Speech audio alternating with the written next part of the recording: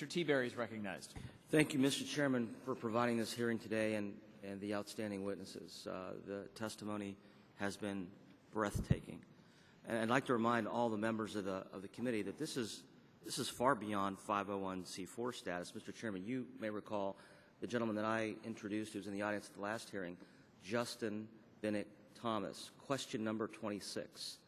And I'd like to work with you to submit some information on that particular case. Congresswoman Schmidt was his congressman, and she submitted, suburban Cincinnati, to the IRS questions regarding why Mr. Thomas was question 26 on a 501c3 application for a suburban Cincinnati organization. To this day, they have not received their status, and to this day, this American doesn't know why he was question number 26. And so I'd like to work with you, Mr. Chairman, on trying to get answers to both those organizations.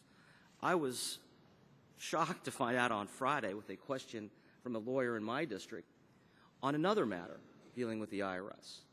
This lawyer represents an organization that is a taxable nonprofit, a taxable nonprofit. They filed their first tax return with the IRS in February of this year, Mr. Chairman. The organization's name is We the People Convention, Inc. in Ohio. They received a letter from the IRS on April 30th, and it says, "Dear taxpayer, on February 21st, we received your Form 1120 for the tax period shown above. We are sorry we cannot process your return as filed. Our records indicate the above-named account, We the People, is a political corporation, and thus, as a political corporation, you are required to file Form 1120 PLO and file for tax-exempt status."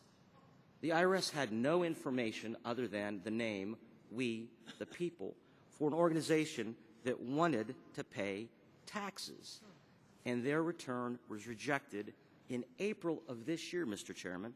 The lawyer wrote back to the IRS, by the way, not the tax-exempt division, another division within the IRS, input corrections operation within the IRS. And the letter from the lawyer says this organization was formed as a nonprofit corporation in Ohio in February of 2011. Stated purpose of the entity is a coming together of Ohio citizens for the purpose of sharing knowledge, experience, information, and ideas about the governance of our state, as well as for any lawful purposes. The activities of the organization are focused upon planning and holding an annual meeting to discuss civic and social welfare. The organization is not involved in any activities designed to directly or indirectly influence the outcome of any election. Thus, the organization does not meet the statutory test as an entity that can claim tax-exempt status under IRC Section 527 and has not attempted to claim such status. Mr. Chairman, we are only scratching the surface of where this goes. Not the tax-exempt organization. This organization is a taxable nonprofit. So for the members of this committee who think that this is about just tax-exempt status, which, by the way, is legal, this shows that we are only scratching the surface, Mr. Chairman. I appreciate your leadership on this. The testimony is fabulous.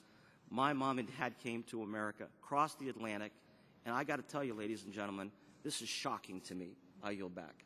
All right. Mr. Doggett.